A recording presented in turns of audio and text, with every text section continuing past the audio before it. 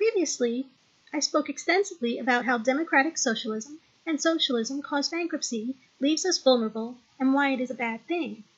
Many issues do not manifest themselves immediately, but take years, so I wanted to capture everything and explain cause and effect. This presentation is an overview, and the rest of the presentations will delve in deeper and intertwine. I will start with statistics because socialists think they make such a huge impact on poverty when they really don't. Does democratic socialism eliminate poverty?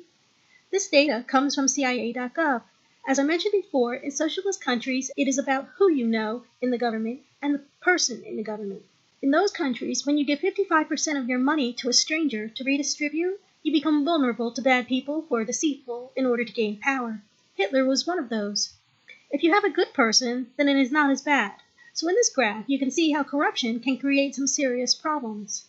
The United States is by far lower in poverty than many socialist countries and on par with some democratic socialist countries. But keep in mind, this is up until they declare bankruptcy and turn to capitalism to save themselves.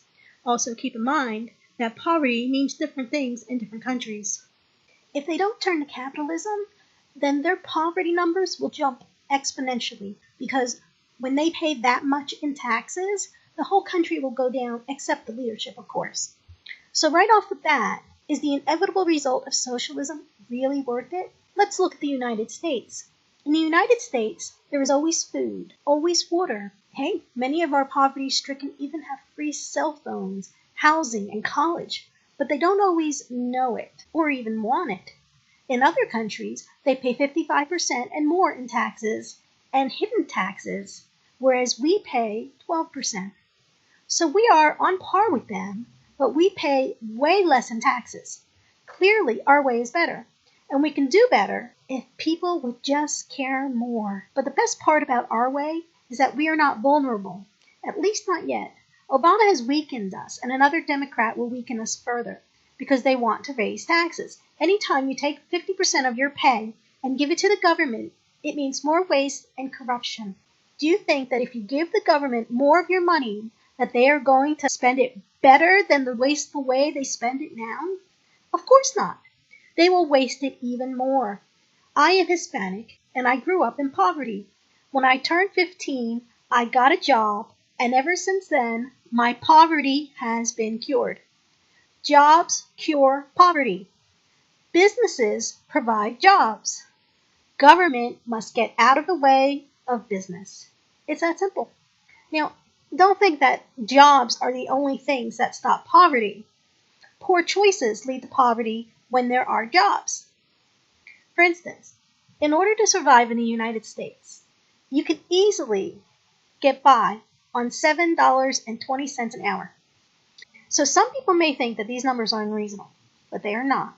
Sometimes you have to live at home, rent a room, suffer, but you have to stick it out because the longer you are at a job, the more marketable you are.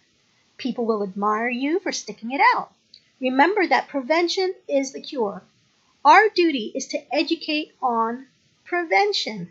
Find the cause of the poverty and change something. It is really simple if you want to avoid poverty.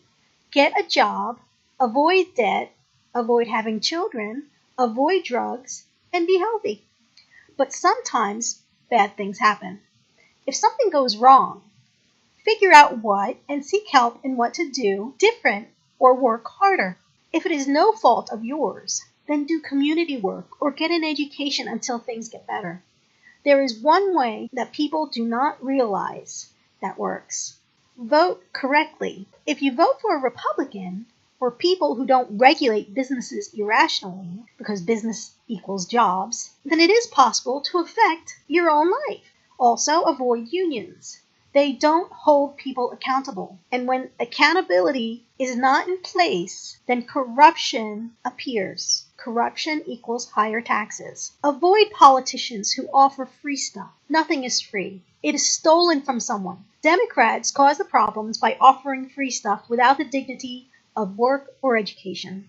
Free stuff gets politicians a vote, but takes away the entrepreneurial spirit, ambition, motivation, accountability, and unincentivizes people. Free stuff also causes other problems. With free time, people get bored, and in that free time, they get into trouble. triggering a destructive path. Democrats get the vote, but the pattern encourages corruption and leads our country towards dependency and bankruptcy. Capitalism works best if people have ambition. Marijuana takes away ambition. Some people think that marijuana is harmless, but it is not. You may think you are the same, but sober people can see a difference. So when it comes to socialism and democratic socialism, don't take away everyone's freedom from government control for the philosophy of socialism that does not work. What is wonderful about our country is that people have that freedom. Freedom to make mistakes, knowing that they must pay for them.